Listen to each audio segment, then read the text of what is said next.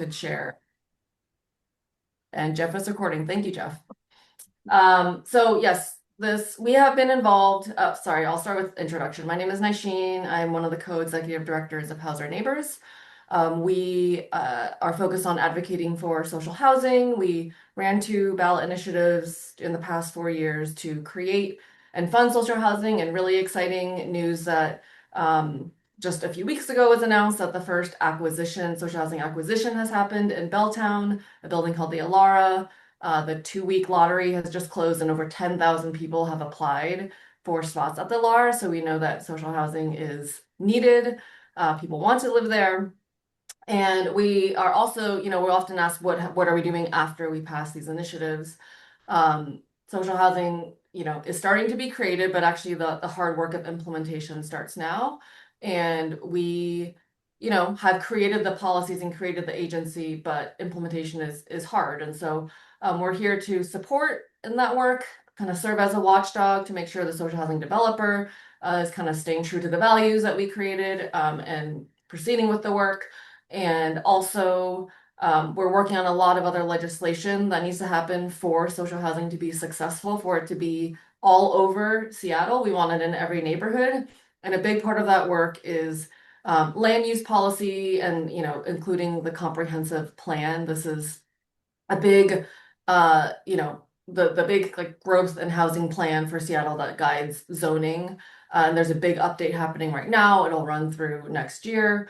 And for us, it's really important to open up as much space across Seattle, as much land to build social housing. As you'll see, a lot of it, you can't build large and multifamily housing in most of Seattle still. So that is a big piece of our work. And that is why when we were approached for the third time by Dr. Suzanne Withers at UW to partner in this geology class that she teaches every year, to propose a research project. We came up with the idea of looking at zoning in Seattle and kind of layering in the noise and air pollution and trying to understand how those are correlated. One of the things we're pushing for is for more apartments and social housing, away from just the really busy transit corridors where we believe there's more air and noise pollution, more dangerous streets. And we think that social housing should be throughout neighborhoods and, within a 5 to 10 minute walk of bus stations. And we wanted to really, have more data to support this idea that there is more pollution on areas where multifamily housing is concentrated because those are kind of the busiest roads. So that is what we proposed. These students did an amazing job, and I'm really excited to have you all see this presentation today. So as we go on, feel free to leave questions in the chat. We'll do Q&A at the end, but we can come back and look at the questions once we get there. And I will turn it over to the students to introduce themselves and start their presentation. Cool, yeah. So I guess we can do a quick intro of each of us. So I'm Emma. I'm a senior at UW. I'm doing a double major in poli-sci and geography data science. So this is definitely right up my alley. And yeah, I'm actually graduating this week, so that's exciting. Yeah. Oh, You got it. You got it. okay. Yeah. I'm Aiden. I'm, I guess, second to last year undergrad, also studying geography, not data science, but just geography as well as a little bit of public policy as well. So again, also kind of into a lot of urbanism stuff and transportation. Actually, right now I'm sitting in the offices of Nelson Nygaard, which some of you may be familiar with.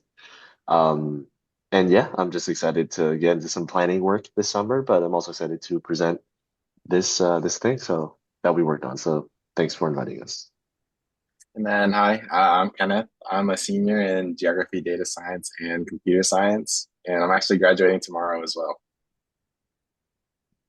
Cool. Okay, I guess we can Yeah. get started on our presentation. Yeah. Did you guys want to just follow the same like kind of order we did, if you remember, like from our last presentation? Yeah, sounds good. Okay, I guess we'll start with Emma then. I will just open up the next slide real quick. So yeah, here's the thing: House Our Neighbors, housing, zoning, and environmental equity.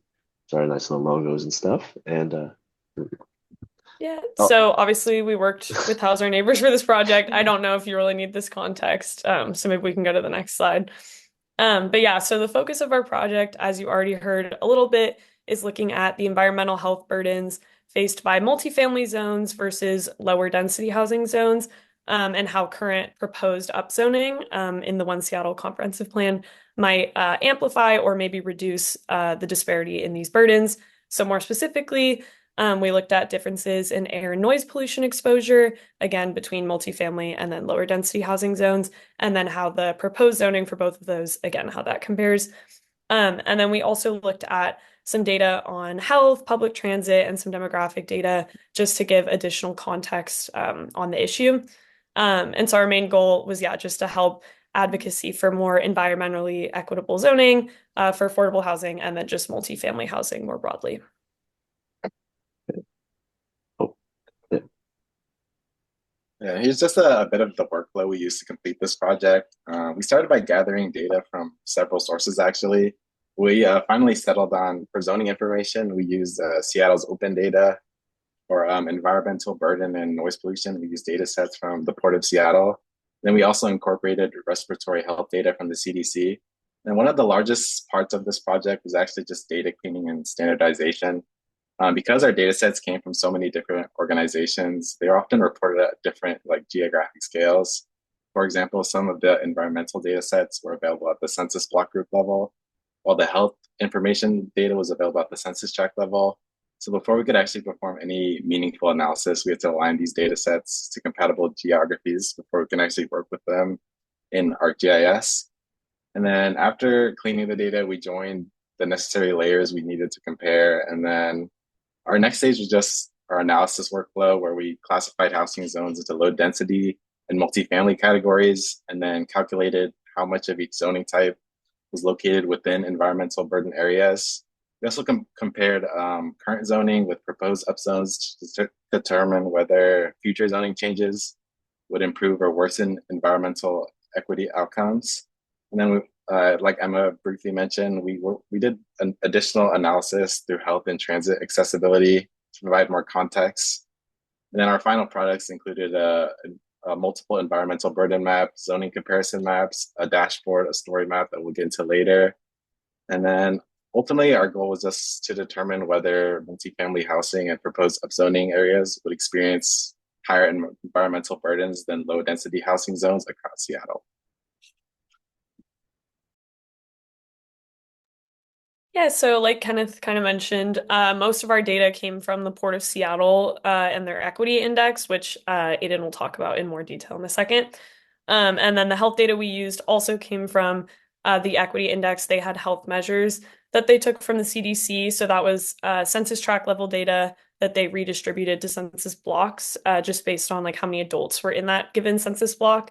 So we looked at asthma rate, which they defined as the estimated probability of an adult having asthma, and then fair or poor health, so the prevalence of adults who self-rate their health as fair or poor. So this was given as like a percentage of the population.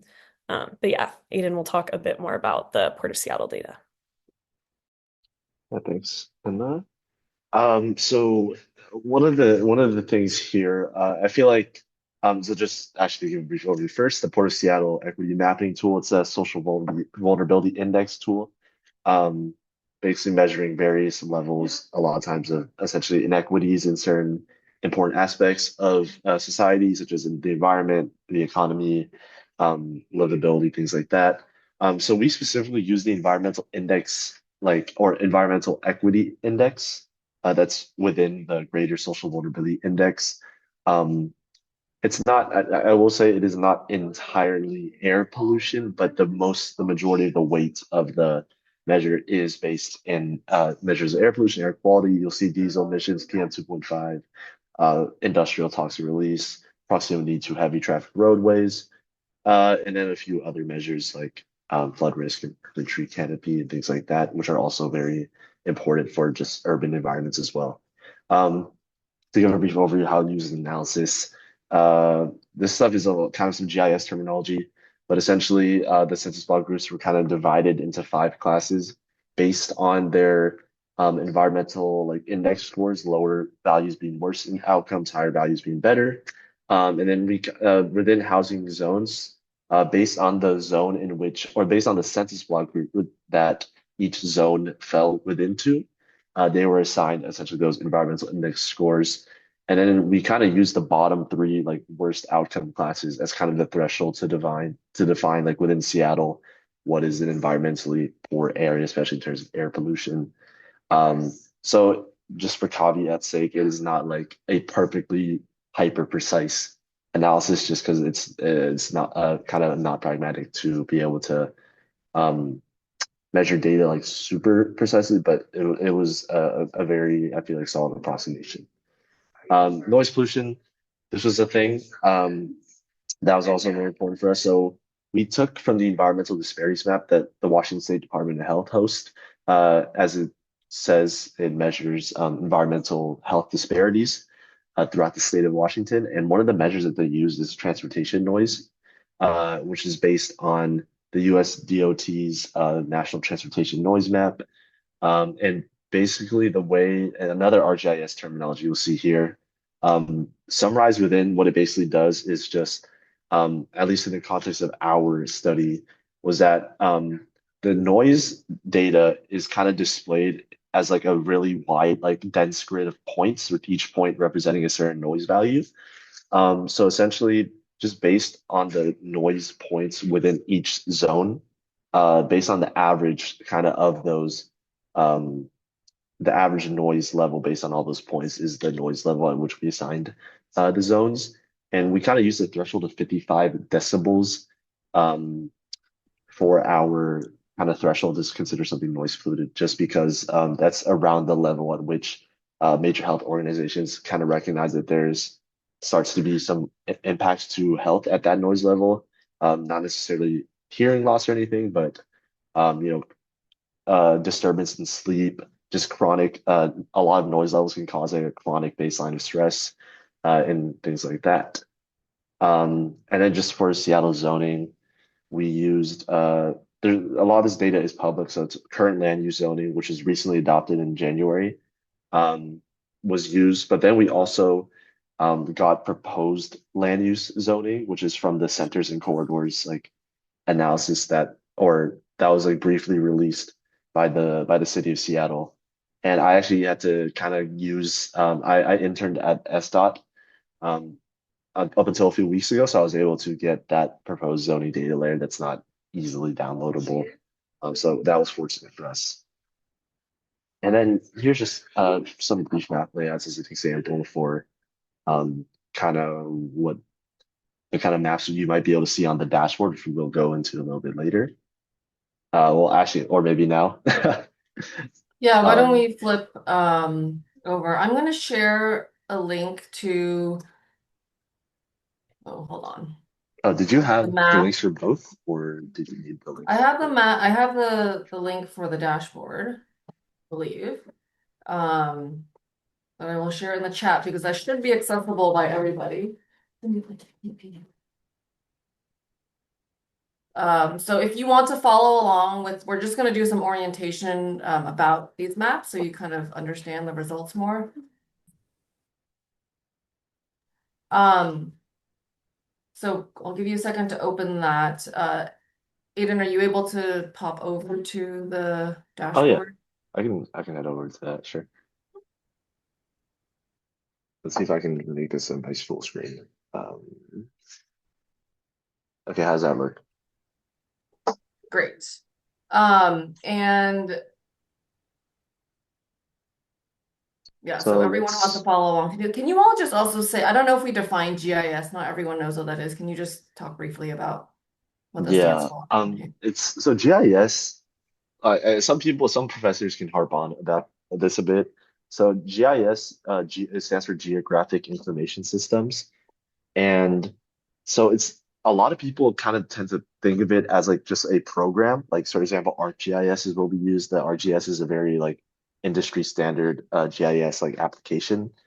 Um, but I think if we're being strict about it, GIS is a bit more like it's not necessarily just a program, but like ArcGIS is a program to do GIS, but GIS is more like, I don't know, using um Okay, this is kind of embarrassing. Sorry, did any? I feel like for me, I'm probably one of the lesser GIS experts among this group. I'm not much of actually of a data science person, so I don't know if one of y'all want to hop in and kind of salvage my explanation a little bit. I guess the way I would explain it, it's like it's just a way to visualize like spatial relationships between data that you want to compare. Like for example, we're comparing environmental burden and zoning layers. So it's a good way of just actually visualizing what the data looks like and then how they and finding like relationships between them. Thank you, Kenneth. Thank you. Sorry So for putting you on the spot. this is why we have different strengths in our group, right? Okay, yeah. So let's see what Okay, I don't know. so Did you want to start with something yeah, I specific? can kind of maybe walk through kind of examples. So first you have to, I realized this earlier, you have to kind of click on the headers to kind of unblind, to kind of like be able to access the data. So go up to current zoning first at the top. So if you click that little arrow, it pops down the options. And you may need to turn that little I next to current zoning like active so that you can actually visualize the data. And why don't we click on current multifamily housing zones? Okay.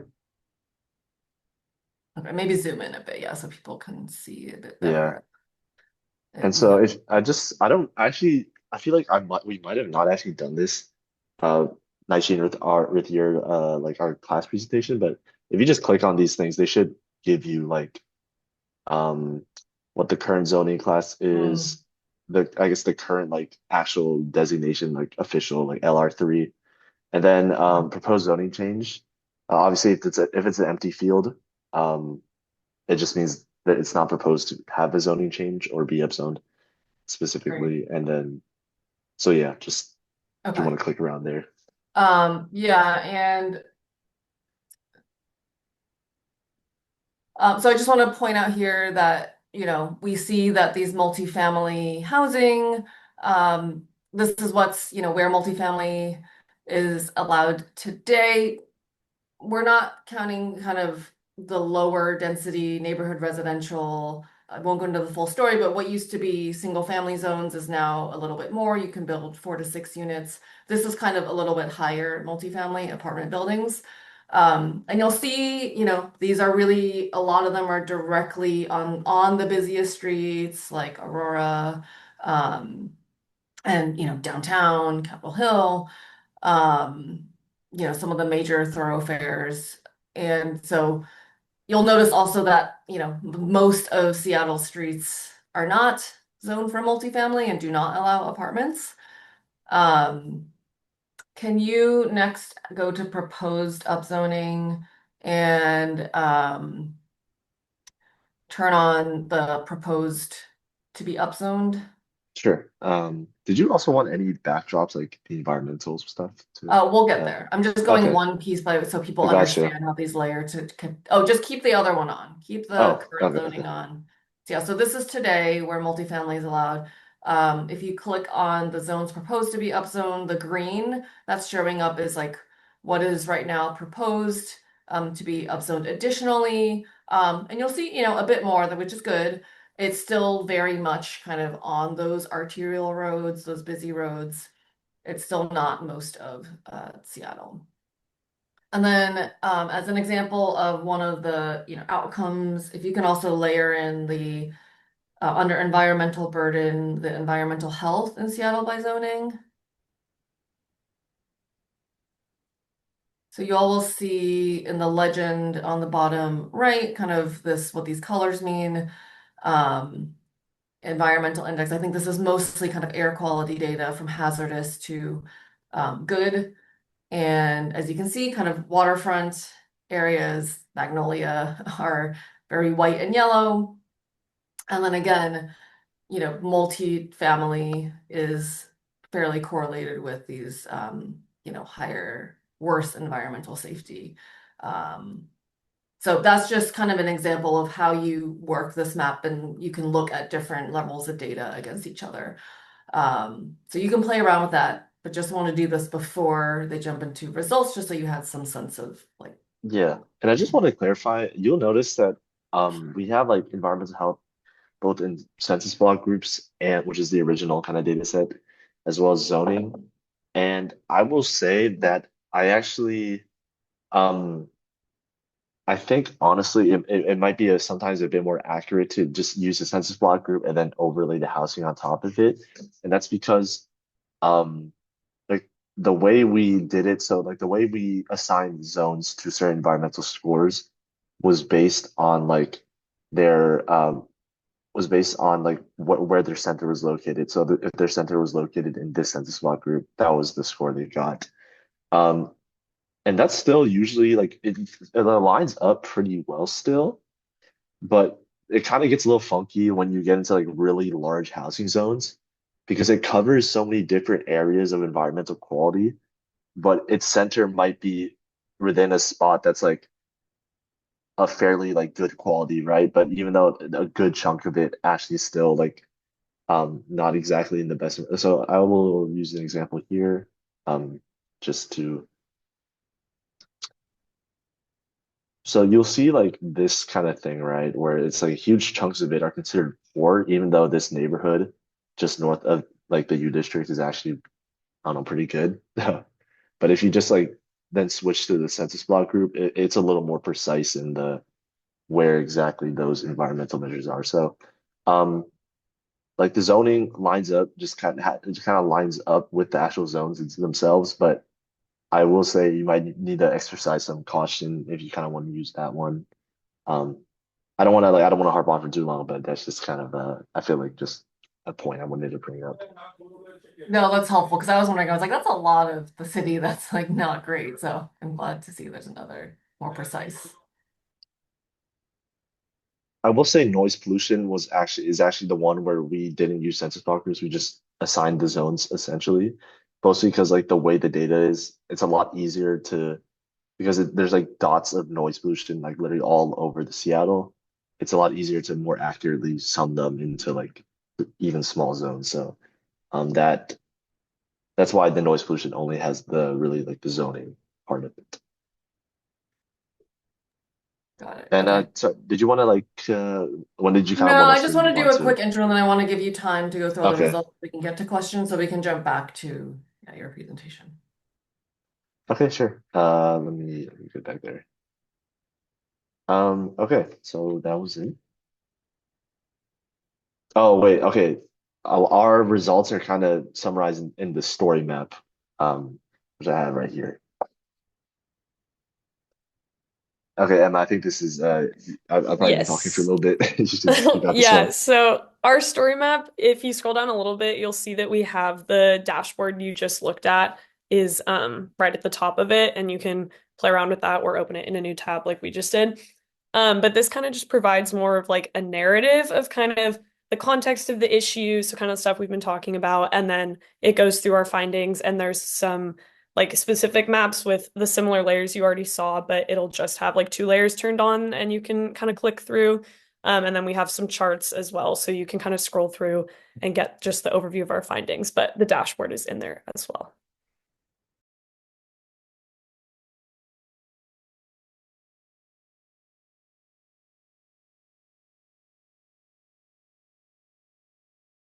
I think your mic might be muted. Sorry about There that. Yeah, so now we to go. get into the results here. Um, so okay, I'm trying to see if I can fit all this together into one. Okay. Yeah, so based on this data, we have a little chart here. There is a pretty clear disparity in environmental health, which again is kind of the proxy for air pollution here, between low density and multifamily zones. Just looking at proportion basis, about 55.5% of the land area that's considered to be permitted for multifamily housing is within these areas of poor environmental health. Whereas if you look at low density, it's about a third, which is obviously not great exactly, but clearly there's still a pretty big difference there.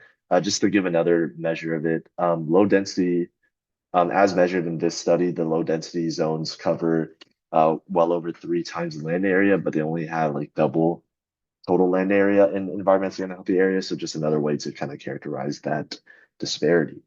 You'll see here just based on these figures. I don't know how much you can see, like I'll zoom in a little bit.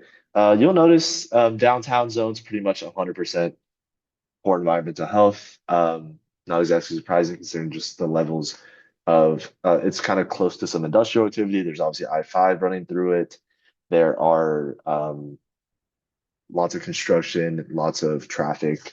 So yeah, those zones are pretty much all environmentally poor. And we look on the flip side, which areas had the lowest percentages. You'll see neighborhood residential 1 and 2 zones, which again, which I guess are now being consolidated, as Nishan mentioned, into like a more just like one type of zoning that's technically a bit more higher density than it used to be.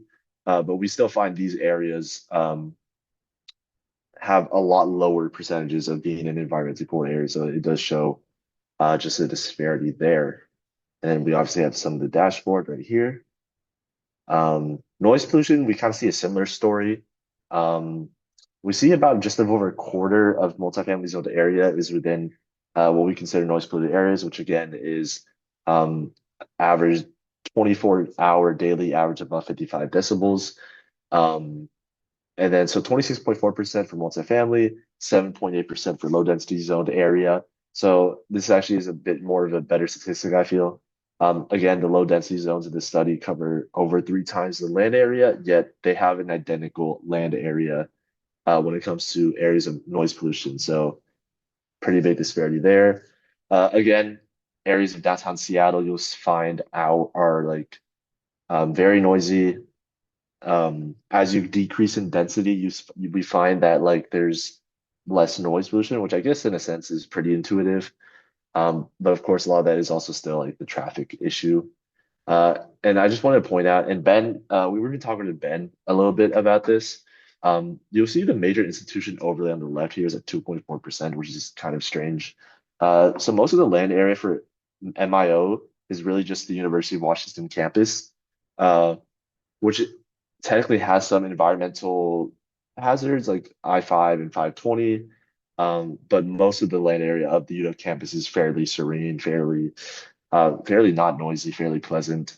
So that's why that figure is so low. And we've been in discussions about potentially just removing that, just because it's UW is kind of unique as well when it comes to what housing is built on it. So yeah, that's just an important caveat there. Again, noise pollution by zoning. And this one, we didn't have this really specific statistics to work with because it was generated by ArcGIS on ArcGIS Online. This is a bivariate map that kind of shows the overlaps.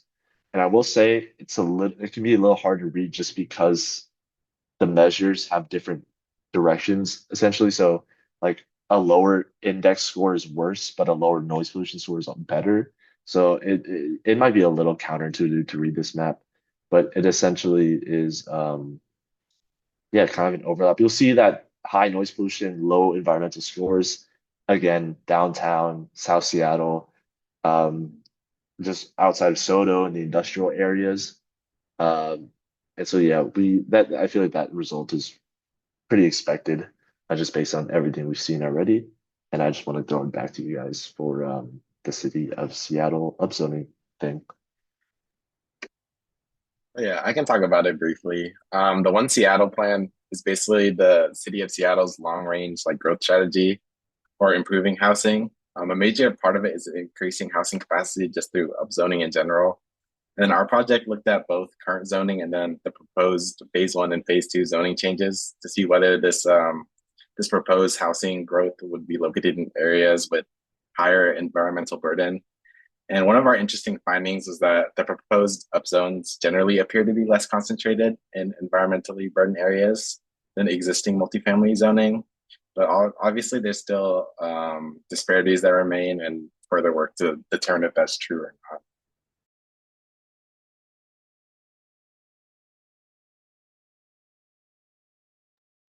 Oh, you might be muted, Aiden. Yes, okay, second time today, sorry. So yeah, we'll see that as it stands again, about 55.5% of the land area is currently environmentally poor. But when we look at the areas that are proposed to be upzoned, we see that it's about half that. So obviously still, 28, ideally we wouldn't have any, but I think realistically speaking, this is a fairly significant result as to show that in some way, I think the city is at least keeping its word when it comes to wanting to upzone in areas of that are not just limited to like areas that are along highways and have high air and noise pollution. Granted, I will say our analysis isn't ro was not robust enough in the sense of measuring each specific type of upzone, like the specific amount of housing units, theoretical housing unit capacity per zone. So in some ways it might not be a perfect measure, but I think we do find that there's at least a movement in the right direction. Then again, dashboard, you can look at the zoning. Um, Noise pollution. We also see another thing. Just a reminder about the previous current analysis shows about 26.4% of multifamily area is noise polluted. We see that the areas that are proposed to be upzoned, it's only about 13%. So there's still like obviously some nuance, some like it's not a perfect measure of change, but it does show, I think we're going in the right direction when it comes to avoiding super noisy areas, or at least encouraging zoning in places that are not just noisy. And so yeah, we didn't really have a good like or I didn't have a specific chart for this one, but so we kind of looked at the numbers and we said, or we looked at what we had and we kind of said, if we, let's say these zoning changes that are currently at the city council's like review board or are set to be reviewed, if we assume that they happen, kind of how does the overall picture change for zoning or for zoning and pollution? And when you look at these numbers, it's not super like I think it shows again, it's not like as huge of a change as like the previous analyses might have like suggested, but we do see a step in the right direction. For environmental health, we would be going from 55.5% down to 50.6% for environmentally polluted areas. Now it says after upzoning low density area, we'll have like a one go from 34 to about 35% for that same measure.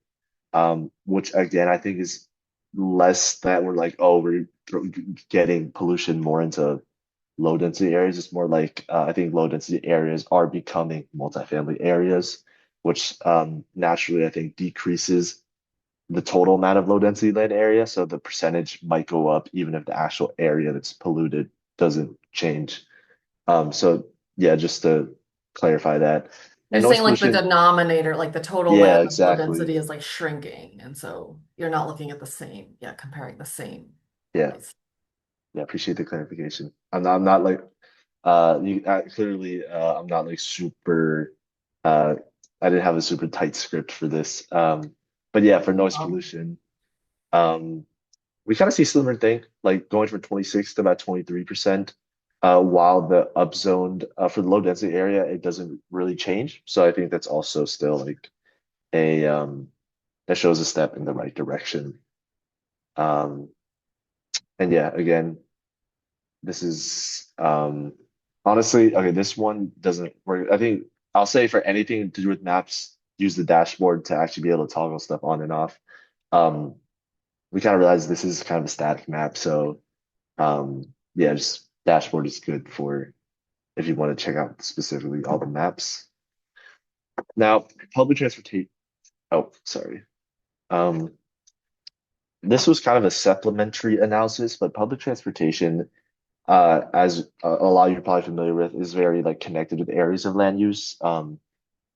There's very much a wave or a push to develop more housing around transit, just because it's such a good amenity for the community, and yeah, like other and just a lot of benefits to the community when we have more public transportation.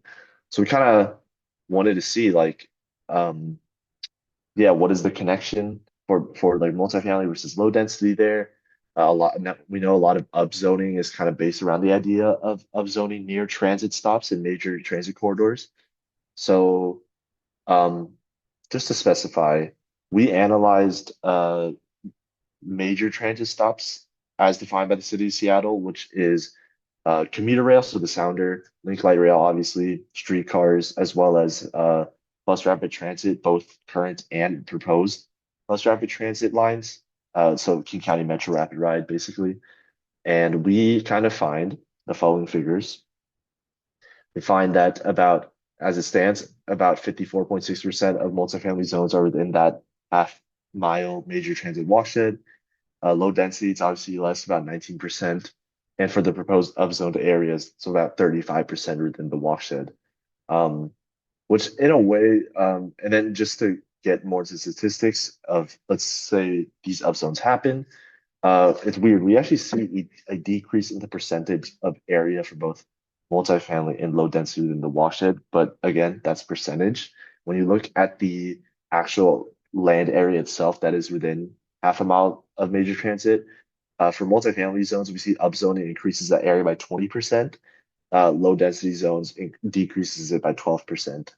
And so I think, again, what's happening here is we find, first of all, like low density areas are being upzoned to multifamily areas, which kind of decreases that um yeah, that denominator, as well as um yeah, so I'm sorry, I'm not wording myself exactly clear here, but I think one of the things here is actually that a lot of upzones are happening outside of transit corridors as well.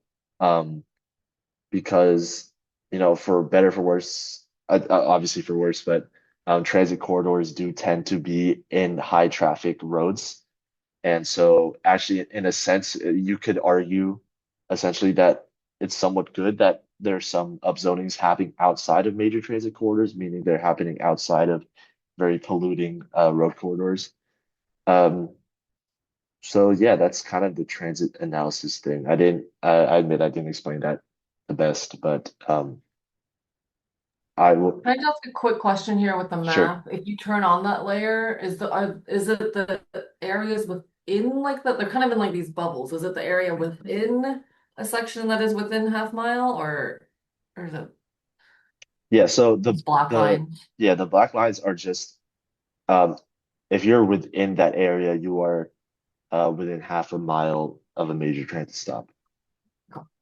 And that's specifically walking distance, so not just Euclidean distance or like distance as the crow flies. It does consider the actual on the ground, like walking um like paths. So just to clarify why there's like certain lines, like squiggly lines there. And then okay, I've said my piece, so I'll pass it on to Emma to explain the disparities in health.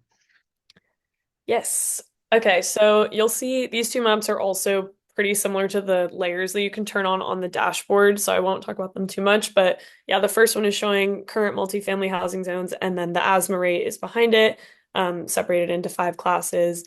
And yeah, same thing. You can zoom in, play around, but yeah, you can turn those layers on in the dashboard as well. And then the map underneath it is essentially the same thing, but instead of asthma rate, it's just the percentage of people with poor or fair health, which I talked about before. But I think the charts are a little bit more interesting. So if you scroll down more, you see a similar thing. So again, I looked at, like Aiden said, if the proposed zoning were to take effect, what would the entire picture look like for multifamily housing versus low density? So you can see the first one is the average asthma rate in all multifamily zones, and that's also adjusted for area, so not like smaller zones with high percentages skewing it. So average asthma rate for all multifamily and all low density before and after, so the current zoning, and then after if this proposed zoning were to take effect. So you can see for both of these, so top one is asthma rate, bottom one is the percentage for fair health. So you can see a similar trend for both of them. That multifamily obviously has higher amounts for both than low density, both before and after, so current and after proposed. But you can also see a similar trend, like Aiden mentioned before, that if proposed zoning were to go in effect, you do see a decrease for every single one. So for low density and multifamily for asthma and poor and fair health. So it does seem that the proposed zoning improves that a little bit or improves like the areas where multifamily and low density housing are. But again, this does just reinforce kind of the general trend we've been talking about that multifamily zones to seem to be zoned in areas that have higher environmental burden and thus higher asthma rate or higher percentage of adults with poorer fair health. And then just a clarification here as well is that all of this is kind of talking about the correlation of where the zoning is being placed, and this isn't proving any causation of like multifamily causing higher environmental burden or anything like that. We just wanted to also clarify that this is more just about where the multifamily housing is being placed. But yeah, we'll get to our more general findings now, Yeah. I believe. No, I appreciate that comment, Emma, because I think you guys might be familiar with a lot of people like to use environmentalism as a kind of cudgel against upzoning, like save the trees, things like that.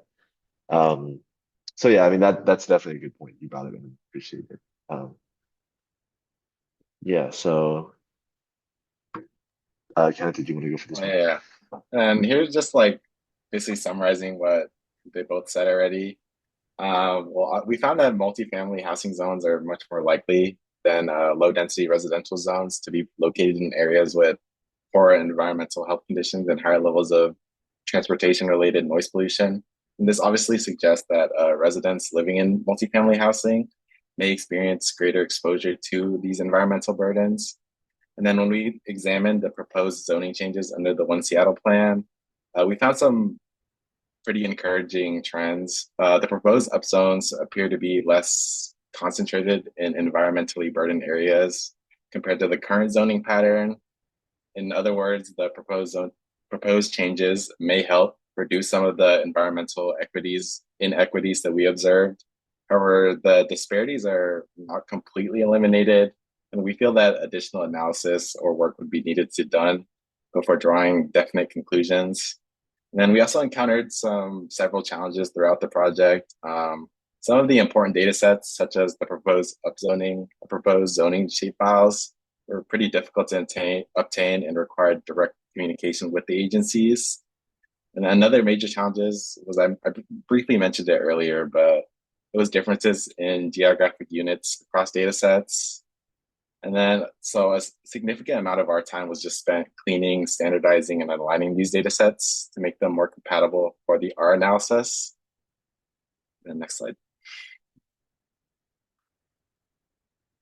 And here are just some several opportunities to build on our work. So obviously, we hope we can gather more feedback from our analysis and from our final deliverables from everybody, basically. And then another important step was to improve our documentation on our process, like creating more detailed records of our workflow, our processing steps, and the development process of each of our deliverables would make like the future updates when we hand this off potentially to be easier. And then for future projects, one lesson we learned is the importance of securing our critical data sets pretty early. Like we found a lot of our data sets that we used for our project later on. And we also learned that investing time upfront to evaluate data quality and geographic compatibility is extremely valuable. Like the differences between census tracts, block groups, and census blocks created a lot of additional work for us. And finally, future work could just automate more of the RGIS workflow and dashboard updates. It would make it easier to incorporate like new zoning changes, a better environmental data set, potentially like demographic information as they become available to make the project remain useful over time. And that's it. Amazing. Thank you all for sharing your hard work with us. And I'll just, I don't know if we mentioned this earlier, the students are in their finals week, so we're really appreciative of them for jumping on in the middle of all that. I understand you're probably very tired. Also graduating soon, so there's a lot going on. So we're really, really happy you're here.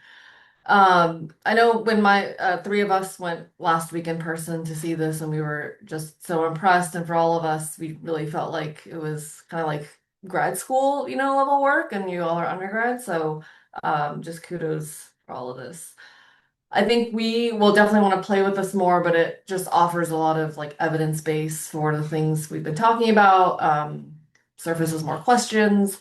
But I think it's really, really helpful, and we'll spend a lot of time probably talking about how this helps our talking points. I know we have about 10 minutes left, so I wanted to see if there are any questions. I don't see any in the chat right now. I do see a comment from Shirley earlier when we were defining GIS. Shirley is a GIS professional, I believe, and she said GIS is a mindset and a lifestyle. So we got that. But yeah, any questions, feel free to raise your hand, put in the chat, come off mute, whatever you're comfortable with.